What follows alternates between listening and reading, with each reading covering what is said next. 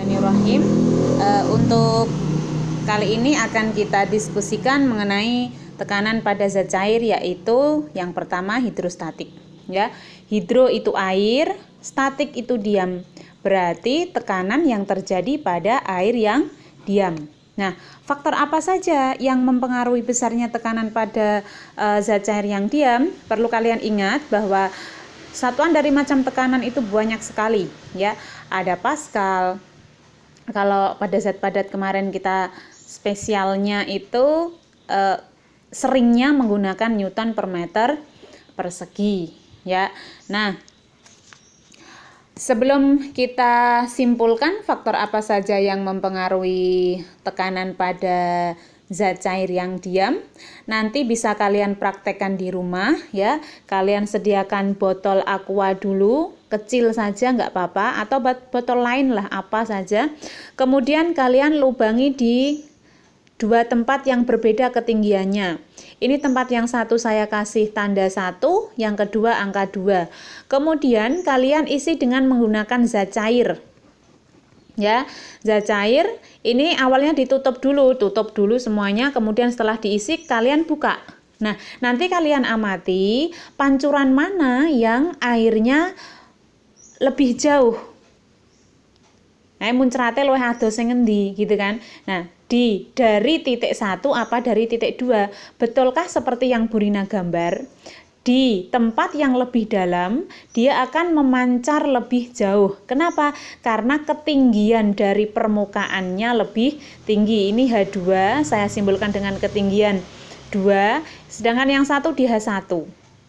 Nanti kalian praktekkan, ya. Ini faktor yang pertama. Jadi dipengaruhi oleh ketinggian dari permukaan atau istilahnya kedalaman. Nah, kalian ambil airnya, kemudian diganti dengan zat lain. Misalkan di sini ini botol yang sama, ya, ketinggiannya juga sama. Jadi kalian sediakan satu botol saja. Kemudian kalian isi air, dan yang kedua bisa diisi zat cair yang berbeda. Entah itu minyak goreng, entah itu bensin, atau apa saja yang jelas berbeda dengan zat cair yang pertama. Ya. Nah, nanti kalian amati juga antara titik 1 dengan titik 2 lebih jauh yang mana? Gitu. Apakah yang keluar dari titik 1 ataukah yang keluar dari titik 2? Nah, tanda jauhnya dia memancar itu menunjukkan tekanan yang lebih besar. Gitu ya. Jadi faktor yang pertama itu berkaitan dengan ketinggian, yang kedua ini tadi misalkan kita ambil air, yang kedua minyak.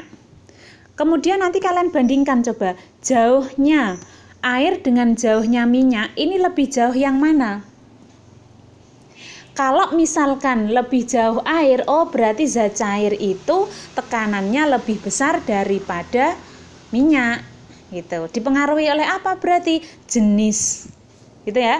Nah, bisa kita simpulkan bahwa faktor yang mempengaruhi besarnya tekanan hidrostatis itu yang pertama adalah kedalaman. Ya, kedalaman saya simbolkan dengan huruf H, yang satuannya meter. Jika kedalamannya lebih tinggi, ya, lebih tinggi dari permukaan, maka tekanan hidrostatiknya besar. Jika kedalamannya dangkal, maka cetek maksudnya tekanan hidrostatiknya juga kecil. Berarti ini antara tekanan dengan ketinggian adalah sebanding. Nah, sekarang yang kedua. Faktor yang kedua dipengaruhi oleh apa? Oleh jenis, ya, jenis zat.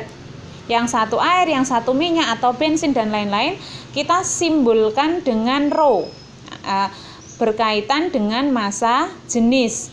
Lambangnya itu rho, yang satuannya kilogram per meter kubik, bisa juga gram per sentimeter kubik. Nah, jika massa jenisnya besar, maka tekanannya besar.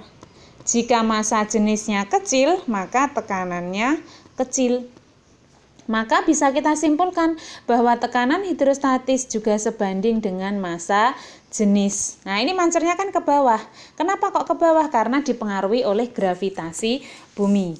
Nah, dari penjelasan ini bisa kalian simpulkan bahwa tekanan hidrostatis itu sebanding dengan massa jenis, sebanding dengan kedalaman, ya, dan gravitasi bumi. Nih. Jadi ini massa jenis, satuannya kilogram per meter kubik. Gravitasi ini 10 meter per sekon kuadrat kan ketetapan, sedangkan kedalaman itu meter. Ya, semoga bisa membantu.